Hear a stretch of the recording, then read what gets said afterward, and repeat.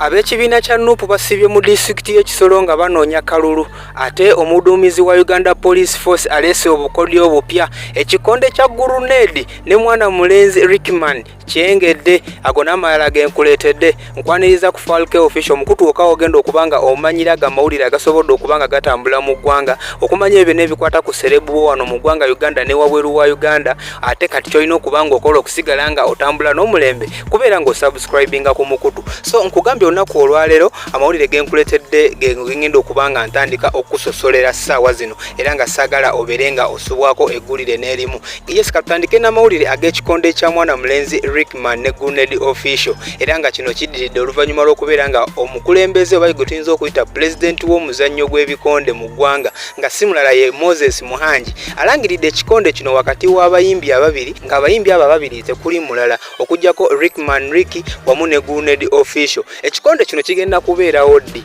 lindira ennaku z'omwezi nga 6 oba tugambe nti boxing day omwezi ogwa December guno omwaka gwennyini gwe tulimu tugenda kubanga ate tulaba Rickman wamu ne grenade official nga bajjawo embiranye gye balina oba nga beemala eggeyaŋŋano ate tulabe ani anabeera ameze munne then tulabe ki kye banazaako. So ensi yonna okusingira ddala Abannayuganda beesunze nnyo ekikonde kino ekya mwana mulenzi grenade wamu ne musajja mukulu ono ayitibwa Rickman Manricky era nga naawe kyemmanyi oli eyo okirindiridde. So nga bwe tuba tuzzeeko mu mawulire amalala njagala okutegeeza nti omuduumizi wa Uganda Police Force era nga simulala ye Inspector General of Police amanya nga ye Abbas Byakagaba olunaku olwaleero atongozza programu ya dduyiro era ng'eno programu eya dduyiro egenda kubanga ekolebwa buli musirikale wa police era nga ekiruubirirwa kyayo oba ensonga lwaki egenda kubanga etandika okolebwa yakuyambako abasirikale okubeera nga beewonya ebirwadde ebiva mu mugejjo wamu n'ebirwadde ebirala ebiva ku muntu nga tali fit. So kino kiddiridde olunaku olwaleero programu eno webadde etongozebwa wali ku kitebe kya police ekikulu e Naguru era bw'atyo Deputy Inspector General of Police nga si mulala James Okaya wamu ne badirector ab'enjawulo beetabye mu nkola eno eya dduyiro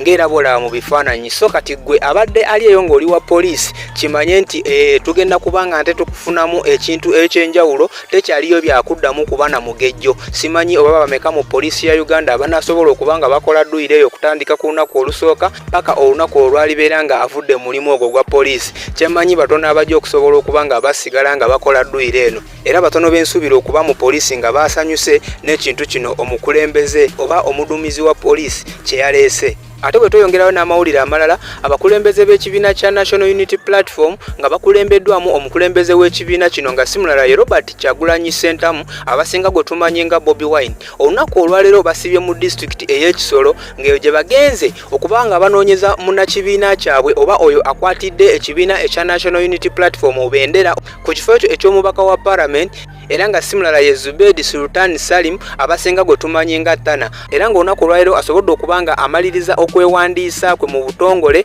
nga agenda kubanga avuganya ku kifo ekyo eky'omubaka wa Parliament mu disitulikiti eyo ey'e Kisolo. So bannanupu bonna mu disitulikiti y'e Kisolo basibye basanyufu basibye mu kabugumu nga balaba ku mukulembeze waabwe Robert Kyagulanyi Ssentamu ne ba members ab'enjawulo ab'ekibiina ekyo ekya NUP wamu n'omubaka agenda okubeera nga yeesimbawo ku kifo ekyo nga si mulala ye Zubedi Sultan Salim. So gesobodde okubeera nga nkusakira olunaku olwaleero agasobodde okubeera wootabayiredde na budde bugalaba. Yes, gego gensobodde okubanga nkuleetera. So n'amawulire amalala ngaago tuba tugakuleetera waneeno ku Falke official kyolina okubanga okola kubanga osubscribinga tubeere nga buli kimu tukikola ffenna. For now, bye bye.